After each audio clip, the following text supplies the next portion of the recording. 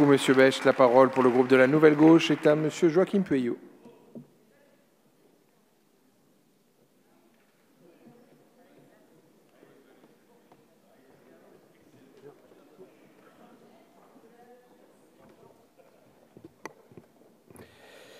Merci, Monsieur le Président, Madame la Ministre, Monsieur le rapporteur président de la Commission de la Défense. Je tiens en préambule à ma prise de parole pour le groupe Nouvelle Gauche à saluer le travail qui a été réalisé pour aboutir à un accord sur cette loi de programmation militaire pour les années 2019-2025, et notamment la démarche de Madame la Ministre des Armées qui a mis en place un dialogue constructif auquel les parlementaires ont été associés, notamment dans le cadre de la CMP, et nous avons tous les groupes de la CMP apprécié la manière dont vous avez travaillé avec les groupes parlementaires. Pour entrer dans le dur de ce texte, je ne reviendrai pas sur les grandes orientations que nous avions saluées lors de la première lecture. Il me semble plus important de revenir sur l'aspect fondamental, les orientations budgétaires pour les missions et programmes qui concernent le ministère des Armées. Bien qu'il me semblait important de mieux répartir les augmentations sur l'ensemble de la période afin d'éviter le saut budgétaire en 2023 et pour les années suivantes, les sécurisations budgétaires adoptées sont malgré tout satisfaisantes. Le fléchage des produits de cession immobilière, la prise en compte des coûts d'usure des matériels et des potentielles hausses des carburants ou limitation de la participation au financement de l'interministériel par le budget de défense représentent, à mon sens, des points positifs pour limiter les aléas et amputations de ces missions.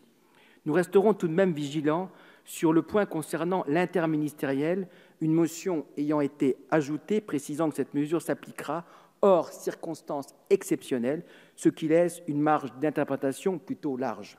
Autre point que nous saluons, l'exclusion du financement du futur service national universel par la mission défense. Il s'agissait d'une demande que nous avions formulée lors de nos travaux à l'Assemblée nationale et il est important qu'elle ait pu aboutir. Du fait des annonces faites aujourd'hui par le Premier ministre, laissant présager des dépenses budgétaires très importantes pour mettre en place le dispositif retenu, cette mention s'avère encore plus nécessaire. La sécurisation de ces ressources est fondamentale car après les annulations de crédits de juillet 2017 et des volontés affichées d'accélérer certains programmes d'équipement et d'armement, comme c'est le cas pour Scorpion, le ministère des Armées devra disposer, à notre sens, d'une vision claire et de moyens concrets. Je salue l'amélioration également à l'article 5 concernant les effectifs. Il est maintenant bien précisé que les évolutions des effectifs du ministère des Armées pour les années à venir ne prendront pas en compte les apprentis volontaires du service militaire et les contributions en personnel que devra forcément consentir ce ministère, peut-être dans le cadre de la CNU. Nous sommes d'accord également sur les dispositions prises pour faciliter l'engagement dans la réserve.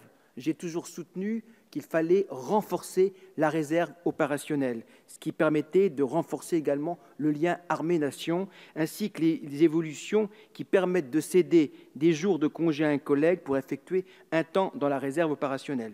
Si cela peut servir de solution de secours, la vraie question, quand même, restera l'acceptation et le renforcement auprès des employeurs de cet engagement. Et la partie n'est pas simple, on sait bien les motifs et les raisons. La loi de programmation militaire ne s'intéresse pas uniquement au budget du ministère, mais prévoit également des dispositions sur le renseignement. Si les évolutions s'entendent, nous souhaitons pouvoir renforcer le rôle de contrôle de ces nouvelles possibilités accordées à nos services.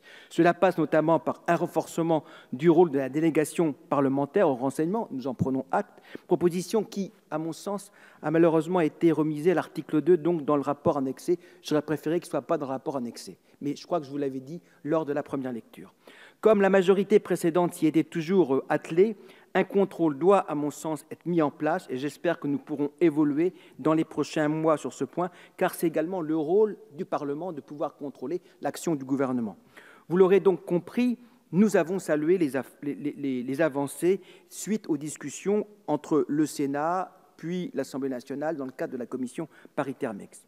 Nous veillerons également, bien évidemment, à la concrétisation et la mise en place du plan famille. Je l'avais rappelé lors de nos débats au sein de cette Assemblée, comme l'indique le Haut Comité d'évaluation de la condition militaire. Je ne vais pas rappeler le nombre de jours où les militaires sont loin de leur famille. Je crois que c'est un travail qui est indispensable. On sera tous vigilants. Enfin, je voudrais dire que je suis partisan de l'Europe de la défense. Et le fait que dans la loi de programmation militaire, vous avez un chapitre qui a trait à l'Europe de la défense, qui reste encore à construire, bien évidemment, et je compte sur vous pour développer les coopérations européennes, parce que c'est le destin également de l'Europe. Madame la ministre, vous comprendrez également que notre groupe restera particulièrement mobilisé chaque année pour garantir les orientations de cette LPM, mais je conclus en disant que, compte tenu de la démarche constructive que vous avez mise en place lors de la CMP, le groupe Nouvelle Gauche votera cette loi.